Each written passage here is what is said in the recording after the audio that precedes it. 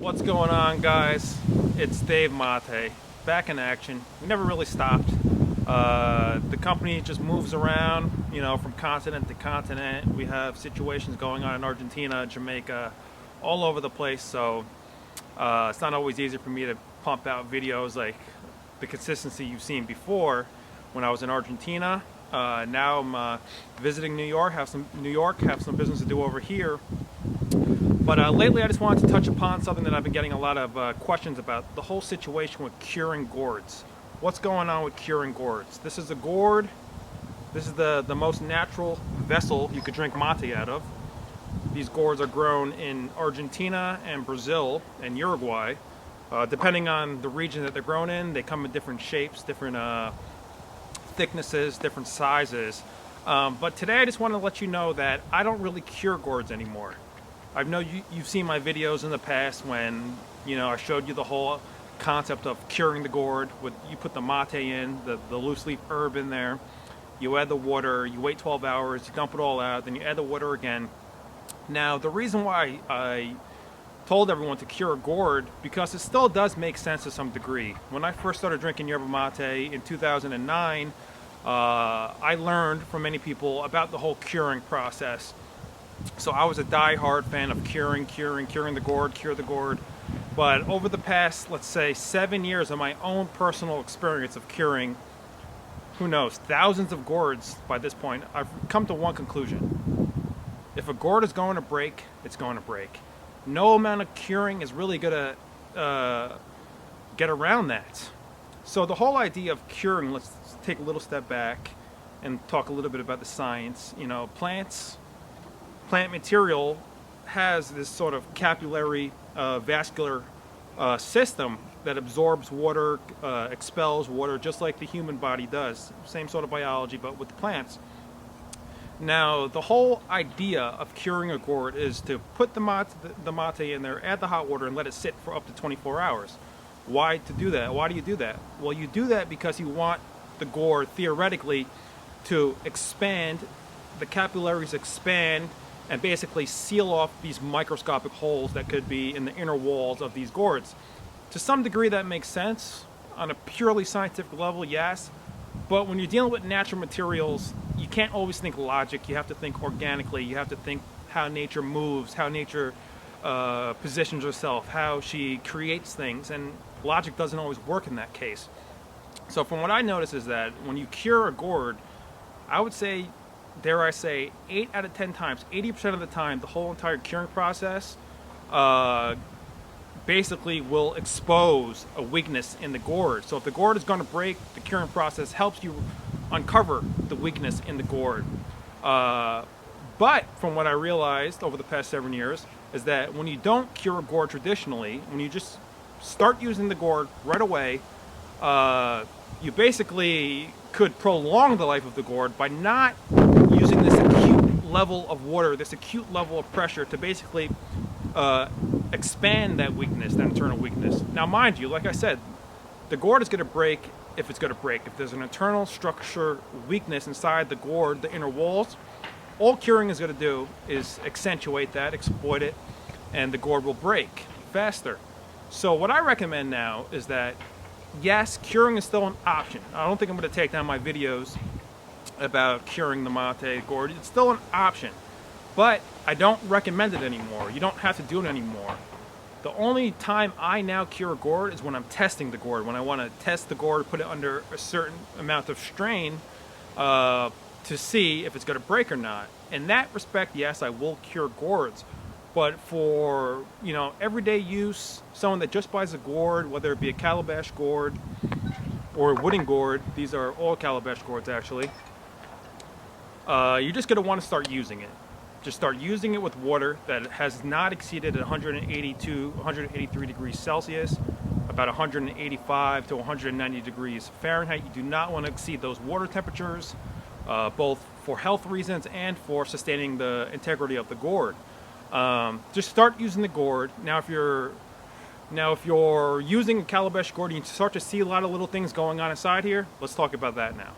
Alright, so here we have some examples of calabash gourds. Not that one. That's just some guy I'm drinking right now. Now, here's the thing with calabash gourds. Most people get scared when they start to see how it gets dark in there. This is actually a gourd that somebody returned because they thought it was bad, but it was not bad at all. They started to see that blackening that took place inside the gourd, and they started to get worried. Well, that's all a part of the natural curing process of any calabash gourd. You're always going to see a blackening taking place within the first several months. That's just oxidation, oxygen breaking down that extra plant matter. And in some cases, it is a little bit of mold that is just eating away the actual plant matter, which is it's doing you a favor. It's eating away the extra little fibrous flesh of the inside of the gourd. So the mold is just attacking the moist areas. The mold's not going to attack the dry areas. It can't.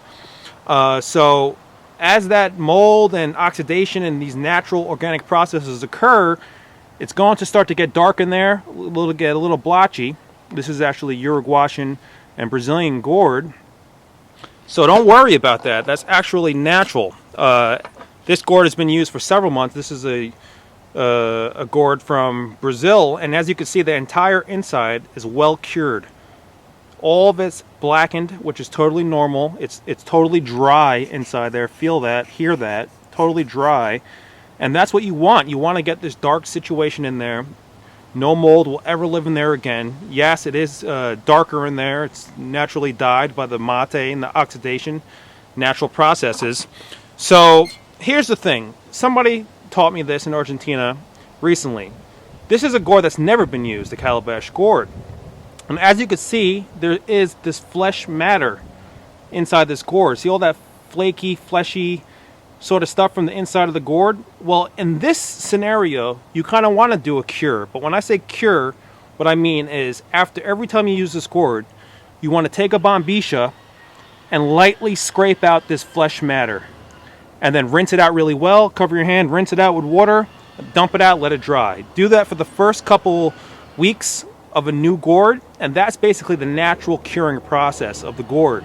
Especially gourds that have this flaky material, which is totally normal, totally safe to actually consume. It actually has its own health benefits, but it does make the mate a little bit bitter. I would say it adds an extra component that some people aren't always, willing to bear with. I personally don't care. I just drink out of this. So as you can see, this is a fresh gourd, totally new, never been used. It has that flaky material. And a guy that we work with who's been making gourds for over 30 years, he said, yeah, in this situation, you want to actually scrape out that material every time after you use the gourd, and let it dry on its side every single night for the first several weeks. In that respect, that's curing the gourd naturally. Let's not spill the mate, but that always happens. And then with the same gourd, this gourd has been used for a couple weeks. As you can see, it's starting to turn a little bit yellow inside.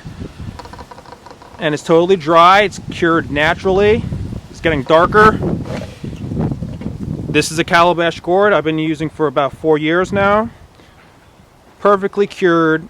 And in the beginning, yes, you start to see all the little weird black stuff going on inside. And then after several months of use, it just turns into this. Perfectly dry inside, nice color inside. So there you guys go. You don't have to cure your gourds anymore. And the most important thing I want you to take from this video is that you don't have to worry when you see these sort of black exchanges happening inside the gourd. That's totally normal. Yes, it is a combination of mold and mildew and oxidation. When you leave like an apple that's been cut and air attacks the cells, that's what oxidation is, and it turns dark. Same thing going on here. Just takes time for the gourd to kind of naturally equalize, find an equilibrium, and just become in a solid state like this. So just trust me on that. When you have a calabash gourd, just work with it, keep it dry every night after using it. You don't have to do the traditional cure. Just use it with the proper water, scrape it out every night, let it dry, and after several weeks you'll notice that it just becomes perfect inside, nice and dry every time. Alright guys, this is Dave Mate from circleofdrink.com. We have all these gourds on our website. These are our elemental cups. This is our Stanton original. And this is one of our Campania cups from Brazil. Alright guys, have a good afternoon. I hope you're staying warm wherever you are. Peace out. Take it easy.